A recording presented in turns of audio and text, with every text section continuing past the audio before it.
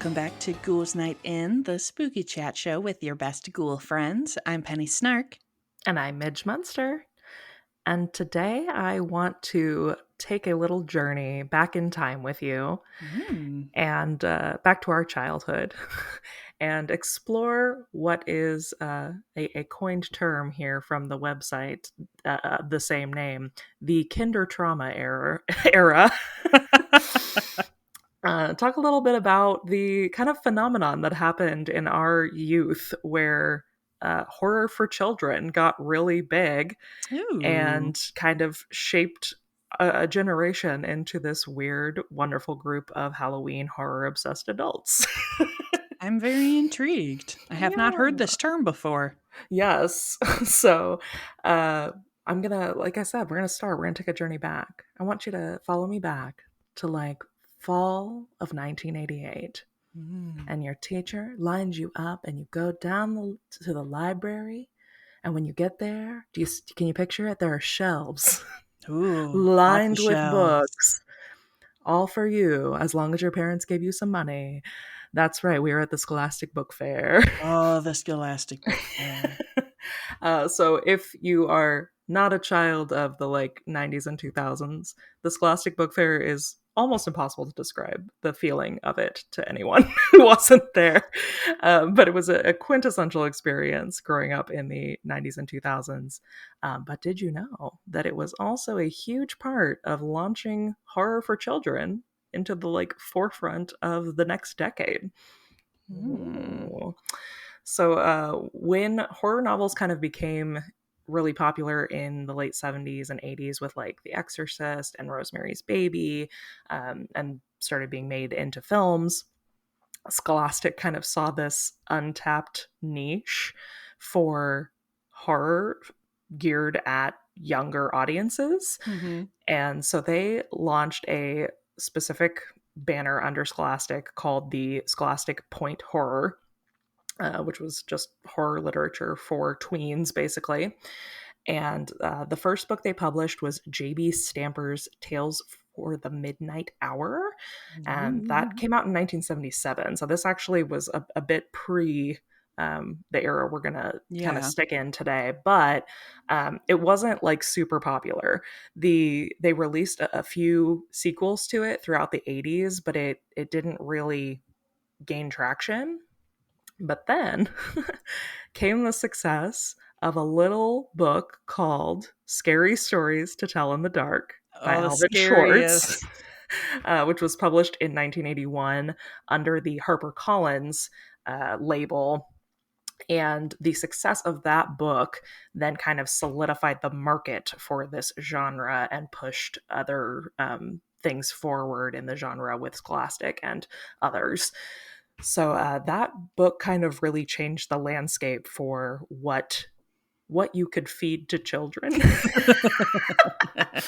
Let's take a pause here and talk about Scary Stories to Tell in the Dark for a second, because this book, as a three book series, if for some reason you've made it this far without knowing about Scary Stories to Tell in the Dark, 3 books, and I believe the last one was published in 1991.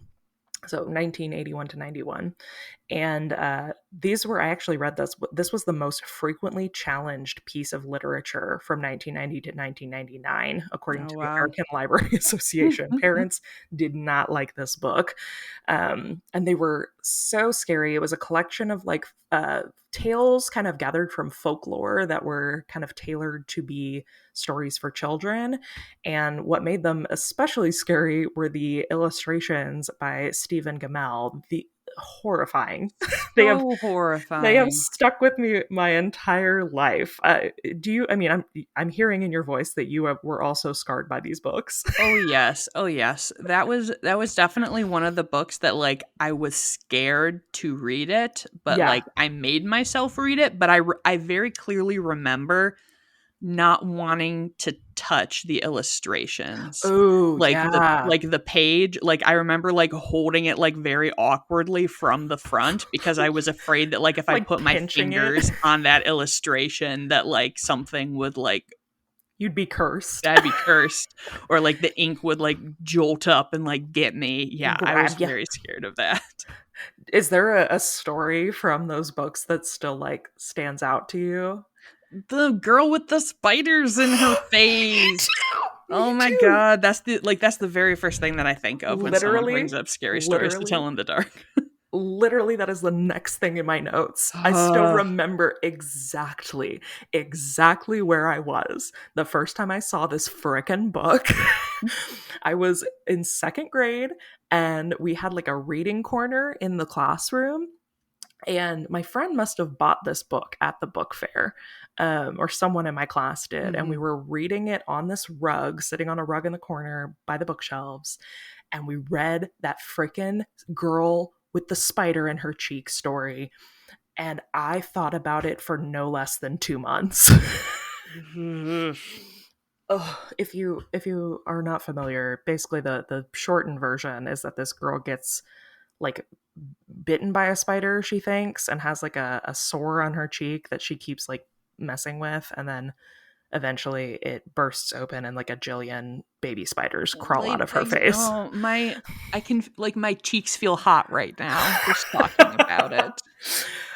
Yeah, so it was very scary for grade aged children, and definitely I think was a gateway drug for a lot of us who Mhm. became spooky adults.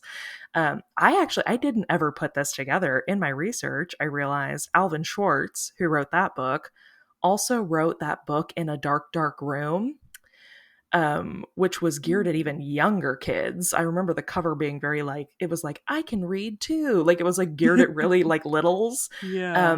But that was the one that had the girl with the green ribbon in it. Oh yeah. Yeah, which again is one of those ones that sticks in my brain to this day. Yes, um, I think I may have talked about this on the podcast before, mhm. but if I didn't, we had a copy of A Girl with a Green Ribbon book, and in my elementary school classroom, and I remember reading it and being ungodly terrified because in the book the girl's name was Jennifer, Was Jenny? and Jenny is my official my official wallet name, and I was just like, holy shit, is my head going to fall off? Like what is going to happen here? I was so scared about Is it. that why you subconsciously dyed your hair green to hold your head on? Probably. It's got to stay steady on there. My friends and I, probably 4 years ago now or so, we went to a literary themed Halloween party, which first of all was the most Very fun I've cool. ever had. You would have loved it. But my friend came as the girl with the green ribbon, and Ooh. it was literally like the Kool-Aid man came crashing through my brain. Like I had forgotten about it, and then she showed up, and I was like, oh my And you went, God. oh no. Instead of oh yeah. Yes. Oh Oh no. Yeah, no. literally. Uh oh man. So yeah, that Alvin Schwartz, a horror icon to say the least. Indeed. He scarred all of us equally. uh but that was a nice little detour, but let's head back to our book fair. Yes, let's go back to the book fair. I'm Let's closing my eyes. I'm let's entering the fair. let's talk about the second most challenged piece of media in the 90s, and that is Goosebumps. Oh, goosebumps. So after we see the success of Scary Stories to Tell in the Dark, um, R.L. Stein, he had been writing already at this point in which I actually found out he worked for Scholastic and then like lost his job when they like reorganized, and he was like, Hmm. I guess I'll try writing, question mark, which Good like, choice, my dude. yeah, great choice, way to go. But at this point, he had already been writing the successful Fear Street series, Hmm. which, as many of you know, became a very fun film franchise last year. Um, but in 1992, Goosebumps hits the scene because he has been writing Fear Street, but it's definitely more targeted at like teenagers. And Yeah. again, seeing this kind of pattern start to emerge, he wants to write something specifically targeted at a younger audience. And then we get such classics as Night of the Living Dummy, The Haunted Mask, and my personal favorite, Say Cheese and Die. um, these books quickly became a huge phenomenon. Many of them became bestsellers. And in fact, Goosebumps is still to this day the second highest books selling book series of all time. Wow. Can you guess what the first one is? Can you guess? Is it Harry Potter? It is Harry Potter. Yes. But like Goosebumps right after Harry Potter. Yeah, Isn't that's that wild. crazy? That Like, good is for wild. him. Mhm. Yeah. Uh, but so Goosebumps is another series that, again, awesome imagery. I vividly remember the covers at the book fair, like being drawn into the artwork on these books. The cover art is most of the books, 100 of the Goosebumps series books, where the cover art was done by Tim Jacobus, Wow. and they're really beautiful. And I think like kind of show that quintessential, like when I think 90s Halloween or like 90s horror, I think of the like really richly saturated Goosebumps color palette. Yeah, they were definitely um, like the pulp novel covers of the yeah. 90s. Yes. Yeah. So, so cool. And you and I talked about this a little bit in a Solon Society meeting. I think that we're going to see a resurgence of like 90s, late 80s, early 90s Halloween Yeah, I could definitely this see that. year because of Fear Street and with Stranger Things coming back and just all this nostalgia that us millennials are having. Yeah, I mean, 90s clothes are definitely coming back, so it would make sense. Yep. I'm I hyped for it.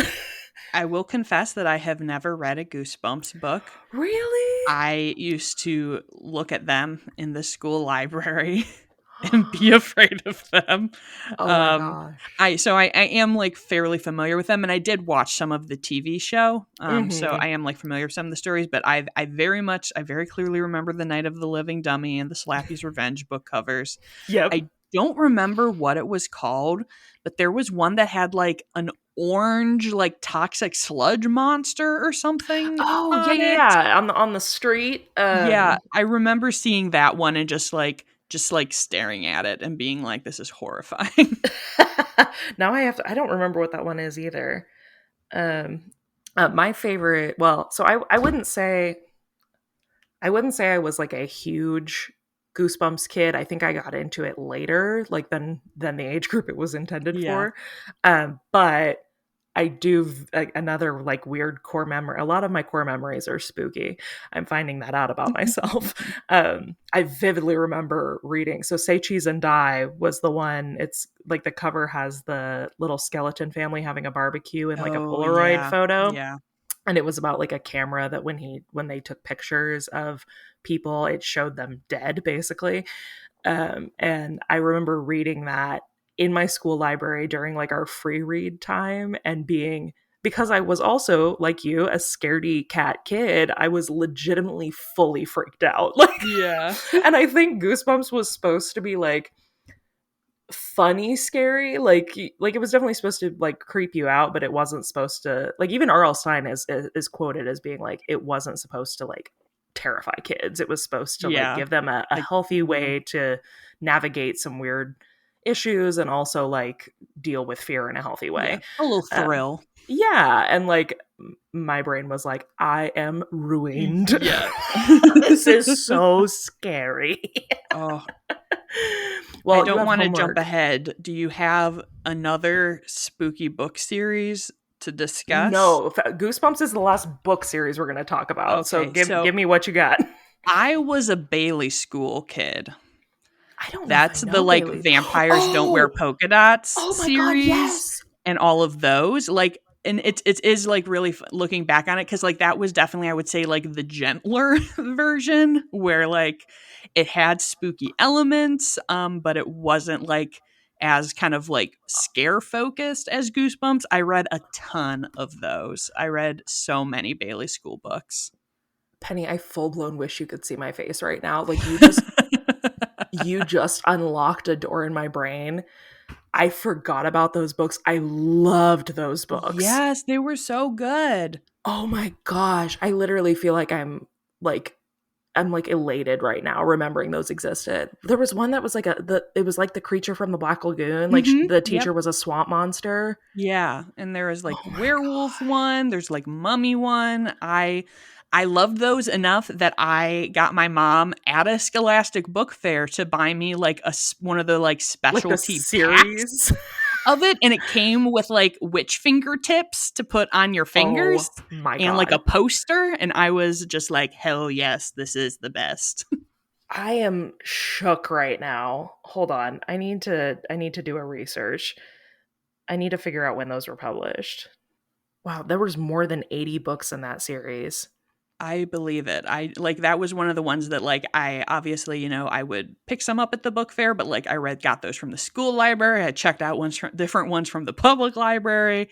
I was all over that series. Okay, yeah, so the first one was published in 1990 and then they went through like 2005 or like 2002 was when they really kind of stopped. There were a couple Yeah. after that. Wow, that is, if you remember Bailey School Kids, drop us drop us a Yes. line, because wow, I'm so derailed now because I'm so excited that I'm like, oh my god, I want to reread them. Okay. Yes, and the one other like as you were talking about books, I was like, wait, I remember reading something else. And this is I would say this is more like middle school for me, but did you read Christopher Pike books?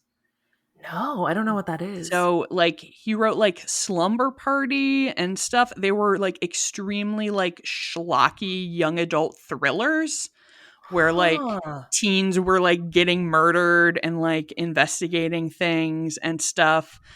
Just very, very cool. I was very into those. I also Wow. remember it was interesting that you talk about like kind of like the idea of like adult authors trying to kind of get in Mm-hmm. on the vibe, because I remember I read Bruce Coville, who I read some of his adult like novels too, but he wrote these like the series where it's like My Teacher's an Alien. Oh, yeah. Oh, yep. I'm Yeah. remembering cover art. Yes, and I read those and was like, yeah. And like I remember, I mean, I think he really only wrote young adult fiction. I remember like some of his like fantasy novels as seeming like much more grown up when I was reading them. But there Yeah. was like the alien teacher, because I very clearly remembered the cover art Of them of like like looking the at that dude peeling window, his right? face off. Yes, peeling Yeah. through the window. And that was another one that I was like, this is terrifying to look upon. I also, yeah, I'm having like a vague memory. That's crazy. Well, as we've established, the literature was poppin'. It was popping, man. We were the foundations were being laid.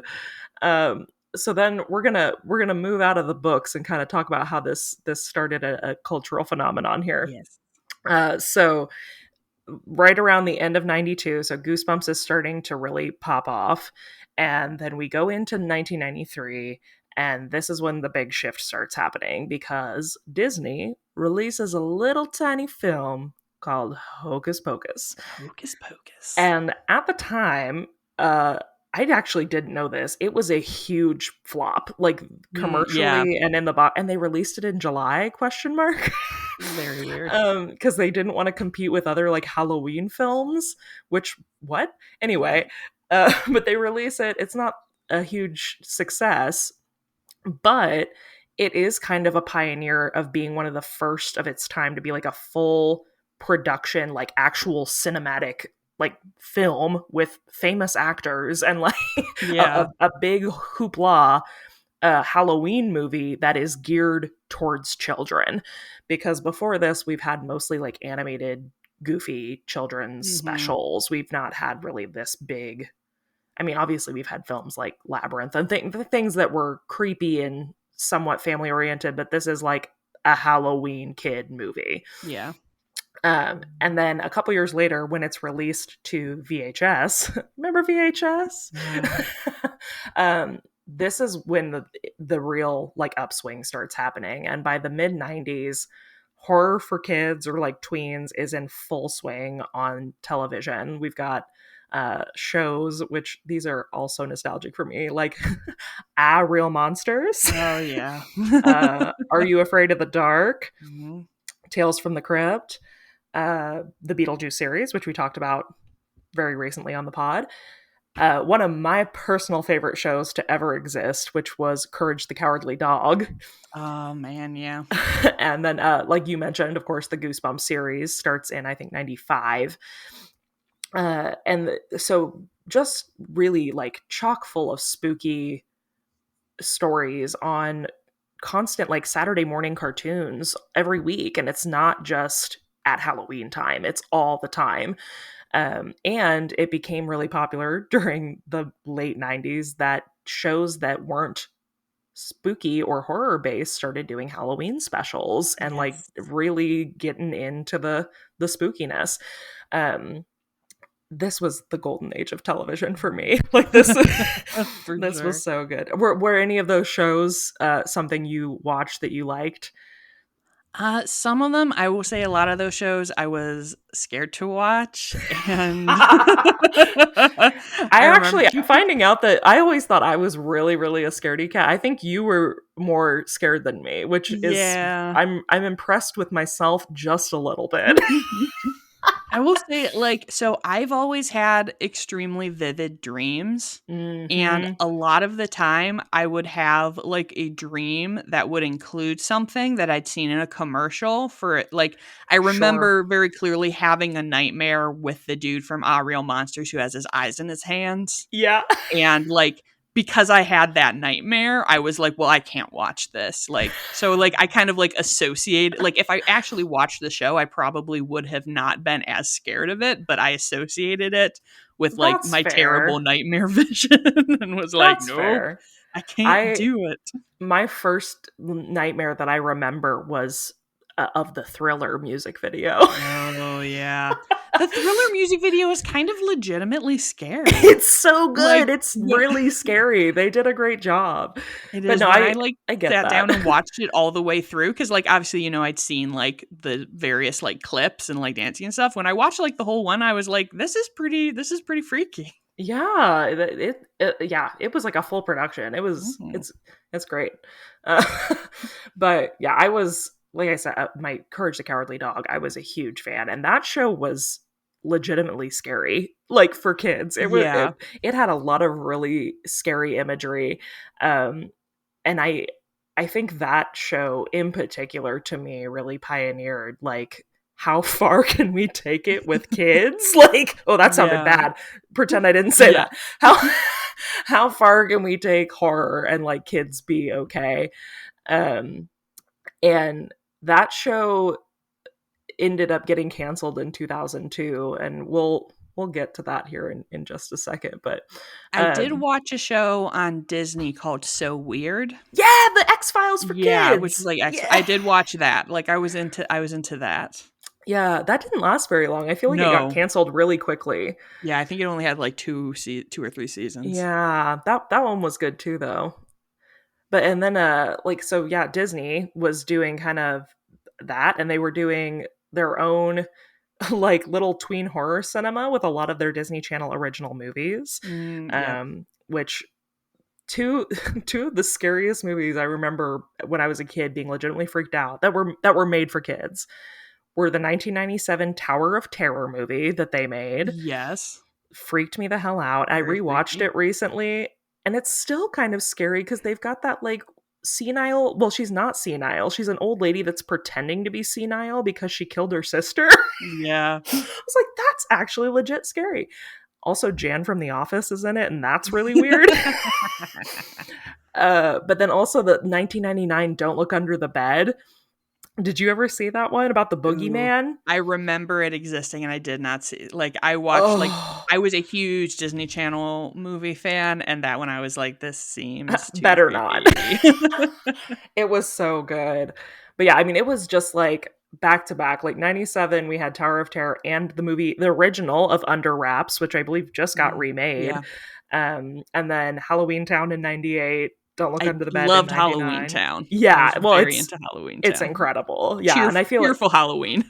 yeah, well, I think like yeah, Halloween Town I think is definitely a huge marker for our generation. Like Yes. that was like we all want to live there.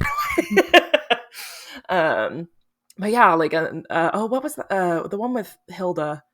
Mom's Got a Date with a Vampire. Oh yeah, I watched that. Oh, this isn't Disney but TV. I was a big Sabrina the Teenage Witch Oh, fan heck of yeah. the OG Melissa Joan Hart one.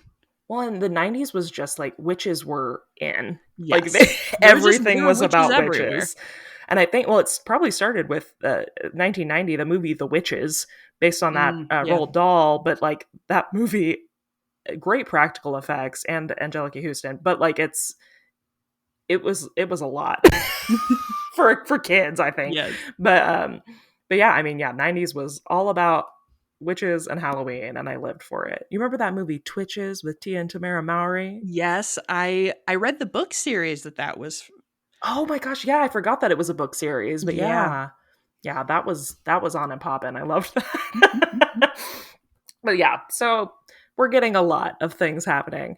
And then, like I said, so 2002 is kind of a marking point, which is actually interesting. When we looked up that Bailey School thing, 2002 was the last year they Mm, like highly yeah. published those books. And it's all when a lot of these shows like Courage the Cowardly Dog and things got canceled. Um, it was when the Disney Channel like stopped doing a lot of Halloween films. Like it all kind of tapers off at 2002. Um, and we start to see a real shift in the culture around Halloween at that point as well. Like I feel like this was really when families started opting for like trick-or-treating in malls and Yeah. like the Halloween that we knew growing up kind of started to fade off. And I saw a few theories about this, which I think are both interesting. One, bringing it back around, being that the Harry Potter phenomenon actually killed it. No. That like it took so much media heat off of the children's horror genre that it kind of lost traction and faded into the background Mm. because for a long time it was kind of thriving off of the controversy that Oh like yeah. parents were really mad about it. And then people got so mad about Harry Potter that they moved on. So that's kind of an interesting theory. And then two, of course, being just time wise, 2002 being post 9/11, parents were kind of on edge and erring towards everything being as safe as possible Yeah. for their children. And that kind of changed the atmosphere a lot. But yeah, we start to see it die off in the early 2000s. Definitely by 2005, it's like pretty much non-existent except for the occasional like Coraline or Corpse Bride, like things Yeah. things they sneak in under the radar, but definitely not as easily accessible anymore, which to me is a bummer. But what a cool little microcosm to have grown up in. Yes. Like, I think it's so fascinating that, I mean, any time period that these weird little kind of micro spurts happen that really form a generation to be really interested or find certain things important. And I think our generation really does covet Halloween and horror because of the kind of scape that we grew up in. And I think that's really cool. It's true. We're the Halloween generation. Yes, or the kinder trauma, as kindertrauma.com will tell you. You can delve into that. It's fascinating because they talk a lot about, which I do think a lot of the groundwork was laid in the 80s, Yeah. with the practical effects of things like Labyrinth and Gremlins and like the Goonies. Like there were a lot of things leading up to this horror for children space that happened in the 80s. So Gen Xers, we're not discluding you. You're definitely in here as well. Um, but yeah, that's my little spiel. I've been wanting to do this episode for a while, but wasn't sure how to format it. But I I think this was a fun little romp. I hope that you all feel nostalgic and got to Yes. unlock some weird core memories like I did today. So thank you all so much for listening.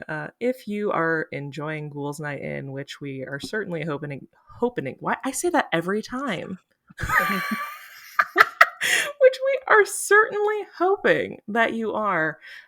Please consider giving us a review wherever you listen to your podcast. That means so much to us. We do have a review, I believe, to read today, don't we, Penny? Oh, why, yes, we do. So review is I now that I know that it's a name backwards, I can see it, but I'm still gonna try and pronounce it. So this review is from Zerdnahizn, and the title is a 5-star review titled "Super Fun Spooky Content." These two bring the gigs and fun to the spooky genre in the best way. Relatable, informative, entertaining. Grab your popcorn and try not to choke on it laughing. Spooky content to the max in such a fun sleepover night gossip spilling style way. Heart Oh, emojis. that's exactly what we aim for. I love that. Yes, yes, just a cool sleepover. Yeah. A sleepover where you read Goosebumps and played with Ouija boards. Yeah, we probably did some light as a feather, stiff as a board. Hell yeah. Oh man, I could have done a whole other thing about all the spooky games we played at Slumber. Oh, I'm maybe s- that'll be a I'm gonna future save it. Yeah, I'm episode. gonna save it. We'll do a spooky sleepover episode. Yes. Well, thank you all so much for listening today. If you are just aching for more content from us, you can follow us over on Instagram at Ghouls Night in Pod. And if you're looking for me, you can find me across all platforms at Midge Munster. And you can find me at Penny Snark. And until next time, Goodbye. goodbye.